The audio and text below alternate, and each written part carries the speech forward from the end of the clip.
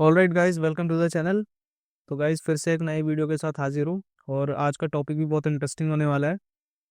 तो guys start करते हैं। आज दोस्तों मैं आपके लिए एक सिंपल सा सेटअप लेके आया हूँ, एक ऐसी स्ट्रेटेजी लेके आया हूँ जिसे आप अगर यूज़ करते हो तो अगर आप लॉस मेकिंग ट्रेडर हो तो आप उस स्ट्रेटेजी को यूज़ करने के बाद प्रॉफिटेबल ट्रेडर बन सकते हो, जिससे मैंने बिगिनर फेज में अपने स्टार्ट किया था यूज़ करना। और उस स्ट्रेटेजी ने मेरे को ऑलमोस्ट ब्रेक इवन से प्रॉफिटेबल ट्रेडर बना दिया था।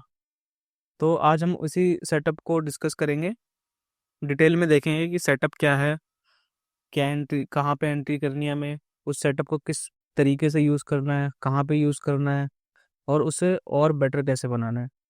तो गाइस स्टार्ट करता है। तो दोस्तों सेटअप बिल्कुल सिंपल है। ये देखो गाइस, ये चीज़ मार्केट में सबको पता होगा। एक मिनट, मैं एक स्ट्रक्चर ड्रॉ करता हूँ गाइस यहाँ पे। ये ये हायर आई, ठीक है, अप ट्रेंड का स्ट्रक्चर है। ये बेसिक चीज़ सबको ही मालूम होगी। तो दोस्तों हमारा सेटअप भी इतना ही सिंपल है जितना सिंपल ये स्ट्रक्चर आपको दिख रहा है। तो अपना सेटअप क्या होगा कि जब भी मार्केट पॉइंट ए से पॉइंट बी ट्रेवल करती है, ठीक है, पॉइंट ए से ओपनिंग होने के बाद पॉइंट बी तक मार्केट जाती है, एक पुल बैक लेती है, ठीक है। जब एक पुल बैक आता है यहाँ पे सी पॉइंट पे, तो इसी पुल बैक में हमें एंट्री लेना है लॉन्ग ट्रेड के लिए। और इसका उल्टा होगा डाउन ट्रेंड के लिए, इन पुल बैक्स पे हमें एंट्री लेना है सेल साइड के लिए। तो थोड़ा और इस चीज़ को डिटेल में बताता हूँ गाइस मैं। अभी आप जैसे सेटअप को यूज़ करना शुरू करें तो आप फर्स्ट पुल बैक पे कभी एंट्री ना लें, हमेशा सेकंड पुल बैक का यूज़ करें, क्योंकि पहला जो टारगेट होगा, मतलब पहला जो सेटअप फॉर्म होगा, ये ट्रेंड फॉर्म होगा, ये हमें कंफर्मेशन देगा ट्रेंड की, ठीक है। पॉइंट ए से पॉइंट बी पे प्राइस गया ओपनिंग होके, इस फॉर्मेशन में हमें ये चीज़ पता चलती है कि प्राइस कहीं ना कहीं बुलिश है, ठीक है। पॉइंट ए से पॉइंट बी अपसाइड डायरेक्शन में गया, प्राइस कहीं ना कहीं बुलिश है। जब ये फर्स्ट टाइम पुल बैक लेता है, उसके बाद ये अगेन फ्रेश हाई बनाता है, तो यहाँ हमें कंफर्म हो जाता है कि बायर्स बहुत स्ट्रॉन्ग है करंट ट्रेडिंग डे में, ठीक है।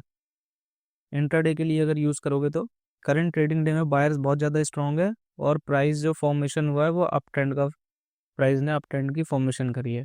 तो इसके बाद जो सेकंड पुल बैक आता है गाइस, इस पुल बैक में हमें ट्रेड लेना है, सेकंड पुल बैक में हमें एंट्री लेनी है अपनी और उसी के अकॉर्डिंग हमें काम करना है। तो गाइज इसको थोड़ा और डिस्कस करते हैं हम आगे। तो इसमें हम कौन कौन से टूल्स को यूज़ करने वाले हैं, पहले इस चीज़ के बारे में बात करते हैं। तो गाइज इसमें जो हम पहला टूल यूज़ करेंगे वो होगा फिबोनाची, ठीक है। मेरे ख्याल से लगभग तुम सभी लोगों ने फिबोनाची तो यूज़ करा ही होगा, लेकिन आज इसके बारे में थोड़ा सा डिस्कस करते हैं। जैसे मैंने फिबोनाची लेवल यहाँ पर ड्रॉ करा, एक मिनट मैं थोड़ा सा ये बना देता हूँ, ठीक है। इस पे फिबोनाची मैं जैसे ड्रॉ करता हूँ, सपोज करो यहाँ तक। तो गाइज फिबोनाची क्या है? फिबोनाची बेसिकली गाइज अगर आप देखोगे तो ये बायर या सेलर की स्ट्रेंथ बताता है। अगर इस ट्रेंड में जो ये ट्रेंड फॉर्म हुआ है, अगर ये ट्रेंड वाकई इतना स्ट्रांग है तो ये कहाँ तक पुल बैक ले सकता है, ठीक है, कौन से लेवल्स तक पुल बैक ले सकता है। और उन लेवल से जब रिवर्स करता है तो उसी चीज़ से हमें ये पता चल जाता है कि बायर्स या सेलर्स कितने स्ट्रांग है। अगर सपोज करो प्राइस इस लेवल पे आके 236 के लेवल से रिवर्स करता है, तो ये होता है सबसे ज़्यादा स्ट्रॉन्ग सिग्नल कि बायर्स बहुत ज़्यादा स्ट्रॉन्ग है, ज़्यादा डीप तक प्राइस को जाने ही नहीं दिया, उससे पहले ही रिवर्स हो गया। सिमिलरली 382 लेवल, ये भी बहुत स्ट्रॉन्ग लेवल है। मैं गाइस पर्सनली मैक्स 50% वाले लेवल तक का यूज़ करता हूँ। अगर 618 तक लेवल आता है मैं थोड़ा सा उस ट्रेड को अवॉइड करता हूँ, अनटिल एंड अनलेस सेटअप बहुत अच्छा ना दिख रहा हो, बड़े टाइम फ्रेम का कंफर्मेशन ना हो, तब तक मैं इस ट्रेड को फिर ले छूता नहीं हूँ। बाकी 50% के रेंज तक आता है तो मैं उस ट्रेड को ज़रूर लेता हूँ, ठीक है।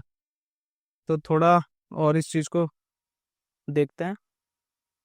पहला स्टेप तो गाइज मैंने आपको फिबोनाची वाला बता दिया कि आपको कौन से फिबोनाची के कौन से लेवल यूज़ करने हैं, ठीक है। मैक्स 50 तक के लेवल यूज़ करने हैं, इससे नीचे थोड़ा अवॉइड करना बिगिनिंग फेज में। बाकी जैसे जैसे आप इस सेटअप को यूज़ करोगे उसके अकॉर्डिंग आप अपने हिसाब से, अपने कंफर्ट जोन के हिसाब से इसे मॉडिफाई कर सकते हो। अब गाइज आगे डिस्कस करते हैं हम एंट्री कैसे लेनी है सेटअप पे। कई लोग एंट्री के टाइप पे बहुत कंफ्यूज हो जाते हैं कि एंट्री में कौन सा टूल यूज़ करना है आपको। ठीक है, तो जैसा कि मैंने आपको बताया था, इस सेटअप में ज़्यादा टूल्स का यूज़ करेंगे नहीं हम। एक तो फिबोनाची लेवल का यूज़ करेंगे और एक ट्रेंड लाइन का यूज़ करेंगे, 2 टूल हो गए अपने।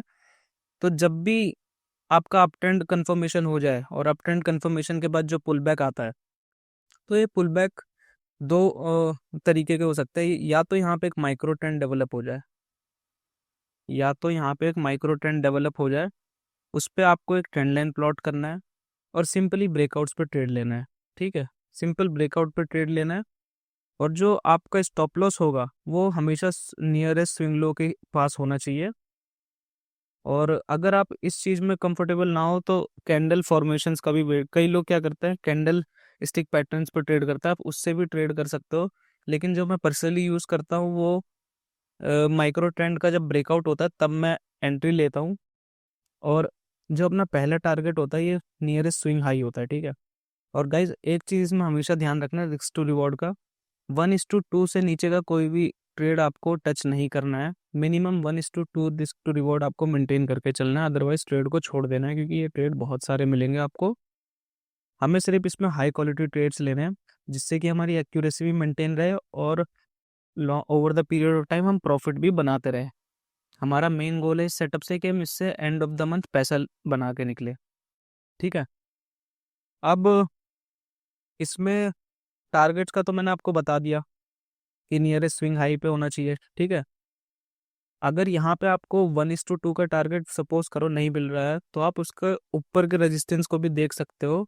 लेकिन ऊपर का रेजिस्टेंस लेवल तभी टारगेट रखना जब आप हायर टाइम फ्रेम पे एनालाइज करके आए हो चार्ट को, तभी उससे ये होगा कि उस आपके चांसेस बढ़ जाएंगे टारगेट अचीव करने के। रैंडमली मत लगा देना गाइज। और बात करते हैं इस फर्स्ट पुल बैक की। आप फर्स्ट पुल बैक पे भी ट्रेड ले सकते हो, लेकिन इसके लिए आपको थोड़ा सा एक्सपीरियंस होना पड़ेगा। जब आप सेकंड पुल बैक को ट्रेड कंफर्टेबली कर लोगे तो उसके बाद आप धीरे धीरे करते करते ट्रेड आप फर्स्ट पुल बैक को भी ट्रेड करना शुरू कर दोगे, क्योंकि आपको यहीं पे बायर्स की स्ट्रेंथ पता चल जाएगी। जो लोग थोड़ा एक्सपीरियंस हो जाएंगे वो कुछ कैंडल्स के मोमेंटम को देख के थोड़ा थोड़ा उन्हें एनालाइज हो जाता है कि बायर्स की स्ट्रेंथ कितनी है। बाकी आप इस सेटअप को स्विंग के लिए भी यूज़ कर सकते हो, इंटरडे के लिए यूज़ कर सकते हो, किसी भी टाइम फ्रेम में यूज़ कर सकते हो। बस कोशिश करना कि अगर आप इंटरडे के लिए यूज़ कर रहे हो तो एक बार 15 मिनट या 1 आवर के टाइम फ्रेम में उस पर्टिकुलर चार्ट को एनालाइज ज़रूर करें, उसके nearest support and resistance level को मार्क करें। तो गाइज एक मैं एग्जांपल भी देता हूँ आपको। ये मेरा आज का ट्रेड था गाइज, ये देखो अपना सिंपल यहाँ पे ट्रेंड कंफर्मेशन सब हुआ है। ठीक है, एक बड़ा पुल बैक आया, यहाँ पे डबल बॉटम पैटर्न का भी फॉर्मेशन है, प्लस फिबोनाची अगर मैं प्लॉट करता हूँ इस पे तो आप देखोगे जो ये माइक्रो ट्रेंड फॉर्म हुआ है इसकी स्ट्रेंथ, बायर्स की स्ट्रेंथ बहुत ज़्यादा थी। 38.382 के लेवल को भी टच नहीं किया, उससे पहले ब्रेकआउट देके आप देख सकते हो टारगेट भी दिया इसने। ठीक है, तो ऐसे सेटअप को टारगेट करो आप। मैंने इसे हायर टाइम फ्रेम पे भी एनालाइज किया था, उसके बाद मैं छोटे टाइम फ्रेम पे आके इस ट्रेड को एग्जीक्यूट किया। तो आपको सिमिलर सेटअप पे काम करना है और कोशिश करो कि पहले आप इसको थोड़ा सा बैक टेस्ट करो। आप देखो कि आपके बैक टेस्टिंग में क्या रिजल्ट आ रहा है, उसके बाद इसे थोड़ा इम्प्लीमेंट करो और फिर लाइव मार्केट में यूज़ करो।